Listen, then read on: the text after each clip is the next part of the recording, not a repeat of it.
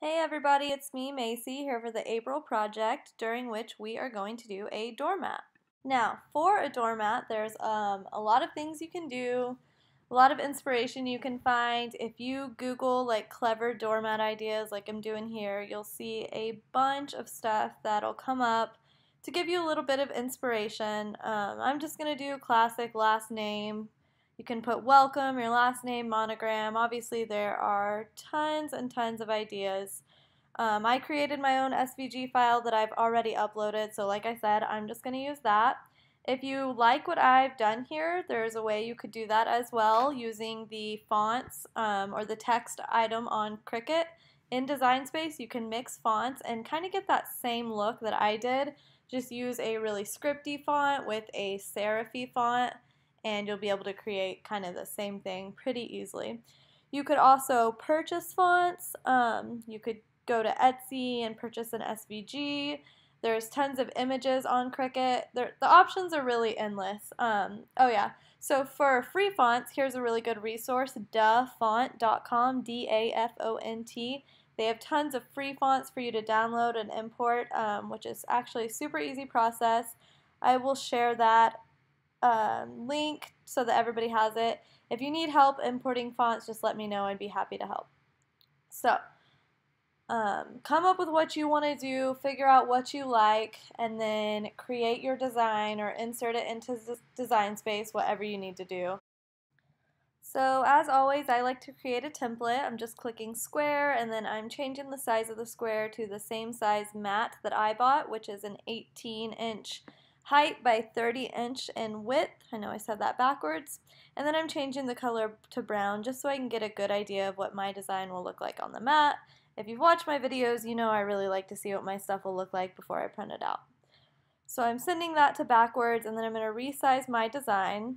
Because the mat's 30 inches, I wanted to do about 20 for this design, just so I have about 5 inches on either side. So I am going to resize this to 20. And then I'm going to center it, not that it'll help me when I actually apply the design, but just so I can get a good idea of what it'll look like now. And I'm happy with that. I like the way it looks, no complaints. So the next thing is obviously just to go ahead and scroll up to the top right and click the green Make It button.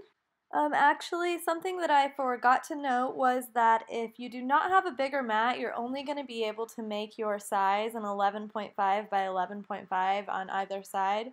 I have the bigger mat, which I got for about $20, a 2-pack at Hobby Lobby, so I'm able to make bigger things. I highly recommend buying it, but if you don't have it, it's really not a deal breaker. So next you want to hide your template, clicking on the I button, and then we're going to click Make It, for real this time. You're going to get that notification saying that you need a bigger mat. I have one and I'm aware, so I'm just going to click OK and dismiss it. If you don't, obviously you need to size your stuff better. I'm moving my design because, like I said, I didn't load my mat 100% how I want it. And then I'm going to click Continue. It's going to find my machine eventually, and then we will cut. So the next thing you want to do is cut your material to the size you need, whether you're using the stencil material or vinyl. You're just going to get, like normal, as much as you need to load on the mat. So I needed 21 inches. So I went ahead and made that cut, and then we will load our mats. So you're going to load your mat like normal. If you're using stencil material or vinyl, you are just going to load it with like the nice side up. Note that this came in a roll, so it's going to be a little bit difficult to load.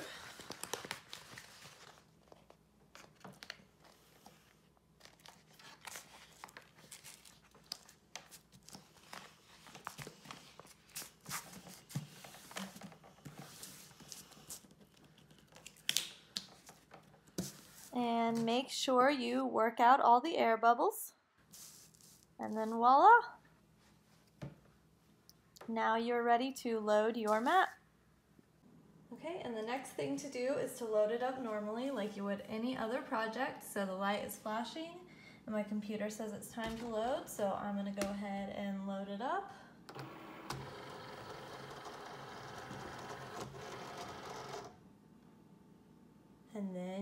go.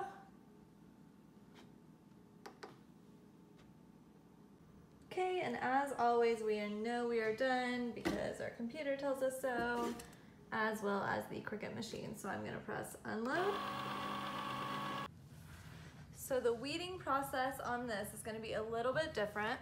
Rather than take off the excess vinyl like we normally do, we're going to take off the inside. So the design that you would see on the mat is what you're going to weed out, and you want to leave the rest there like a stencil.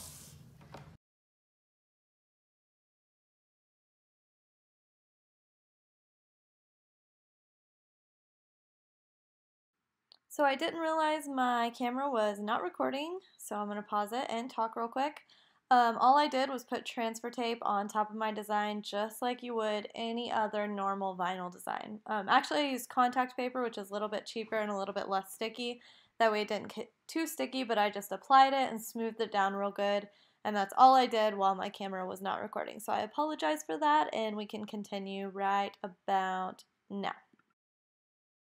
Okay, and unfortunately I'm giving you guys a little bit of a bad angle here, but this is the highest I can get my little camera holder thing to go. So I'll just try to move it as I go. But the next step is just like a normal vinyl design. Get that transfer tape to pick up your design really nicely.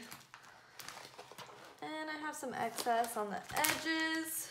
It would probably be beneficial, to trim that off.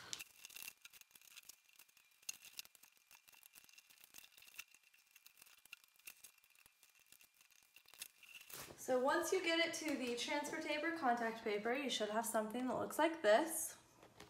Next, you're going to move your doormat in, and again, I'm sorry for this terrible angle, and then you're going to apply it on here.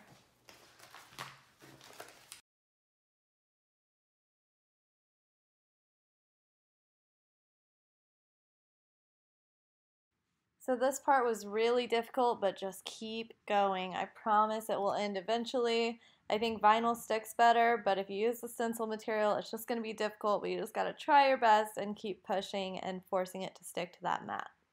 Now is the fun part, now that we got past that terrible issue of getting that to stick, and if you had any of the luck I did, that was really difficult. I think it's because I used that stencil material. I'll be honest, I've never used this material before. I've only ever used vinyl on this project. And now that I've tried the stencil material for this project, I recommend the vinyl because it sticks to the mat a little bit better. But that's okay, we're gonna press anyway. So now it's the painting part, which should be a lot easier. This is what I'm using. I don't know if you can tell, it says indoor, outdoor on it. You wanna use that because most likely your mat will be outdoors. And furthermore, I'm not using a brush, I'm using a little foam paint applicator. Using one of these, I just find it a little bit easier with this project. So I have my bowl of paint and I'm just gonna dab, and then I'm doing the same thing, I'm gonna dab it on here. And you can see I'm holding my stencil, that's because like I said, it is not stuck very well, I don't trust it. So I'm gonna do that on pretty much every part. And again, just keep going with this. Make sure if your stencil doesn't hold it down, and just go up and down. Don't go side to side with your brush or foamy, or it'll try to get under the stencil. If you get a little bit of imperfections, that's okay. You really won't be able to notice from a distance, but just keep doing this. And once you're done, rip that stencil off, let it dry, and you are good. Honestly, as much trouble as I had, I'm really surprised with how well this project turned out, so I still recommend trying it. Clearly there's some blemishes. I smeared that second L a little bit. That's because I messed with it and tried to fix a small error, so don't do that. I'm still really happy with it. It's going to look perfect at my back door. So go ahead and try this project, post your results, let me know if you figure out any cool tricks of the trade, and let us all admire.